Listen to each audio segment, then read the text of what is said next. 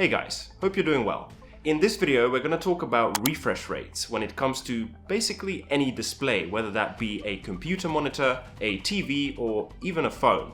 By the end of the video, you'll have a good basic understanding of how refresh rates works, and if you're in the market to buy a new screen of any kind, hopefully it will also help you to make the right decision. I find the simplest way to explain it to people is to have them think about refreshing a website. You press the refresh button and the website reloads itself completely. The only difference is, well, first of all, you're not pressing any buttons, and second of all, your monitor or screen is refreshing everything it's displaying. And it's doing this very quickly because you're scrolling down on websites, you're watching movies and videos, or you're playing games, so the monitor needs to keep up with what's going on. The standard or most basic refresh rate these days is called 60 Hz, and that means the screen is refreshing everything on the screen 60 times every second.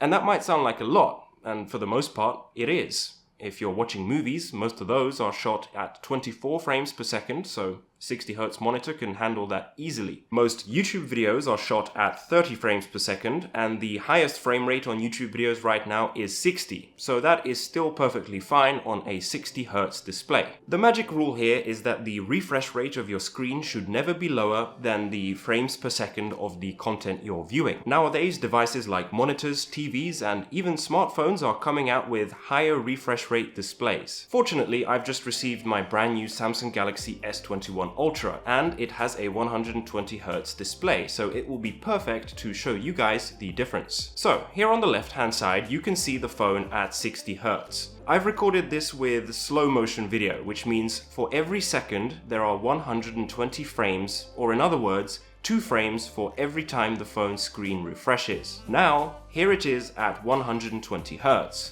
The same slow motion video, but now the phone screen refreshes for every frame in the video. Hopefully this lets you get a concept of the difference. 120 Hz is much smoother, and it is very noticeable even in real time, but over YouTube it's easier to show it this way. So where is the higher refresh rate useful?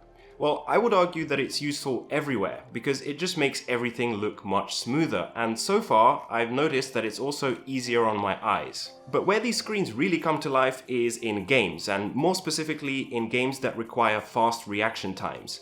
If you're playing a first-person shooter, you don't want any delay in seeing or recognizing your target, because that second or even split second can be the difference between life and death. If you're using a 60 Hz screen and facing an opponent who's using a 120 Hz screen, you are at a disadvantage. So just get a high refresh rate screen and problem solved.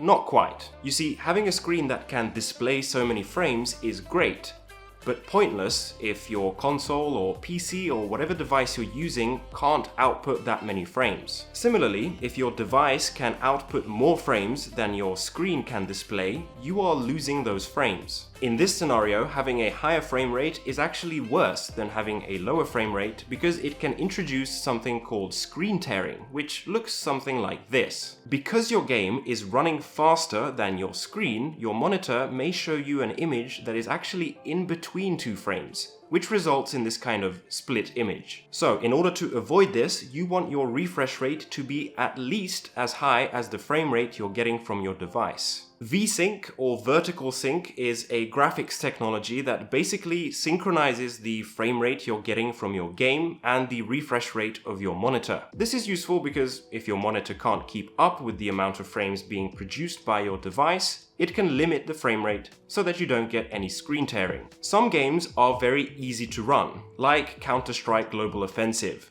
This game can run at well over 100 frames per second, even on older or lower end hardware, and here you would definitely get screen tearing without VSync, unless you have a super high refresh rate monitor like this Asus ROG monitor that can do a ridiculous 360 Hz. But many of the latest AAA games are much more demanding, so you're not going to be getting hundreds of frames per second. This is why, for most people, having a monitor higher than 120 or 144 Hz refresh rate is kind of pointless because most people don't have the kind of hardware that can push that many frames from the games anyway. Not to mention, once we go beyond 144 Hz, it becomes harder and harder to tell the difference. Now, there is a myth going around that the human eye can't see more than 30 to 60 frames per second, and let me assure you, this is a myth. In reality, the human eye or brain could theoretically detect up to 1000 frames per second, but there are diminishing returns here, so the higher this number becomes, the harder it becomes to see the actual difference. Going from 60 to 144 Hz is a night and day difference, but going from 144 to, let's say, 240 is a significantly smaller difference, and in a blind test, most people would not be able to identify which screen is which. So, to summarize everything I've just said, 1. High refresh rate is awesome. 2. You need hardware that can take advantage of those higher refresh rates, and 3. The higher the refresh rate becomes, the harder it becomes to see a difference. Thank you guys for watching. If you enjoyed this video, please don't forget to leave a like, comment down below, and subscribe to my channel to see my new uploads. Thanks guys, I'll see you next time.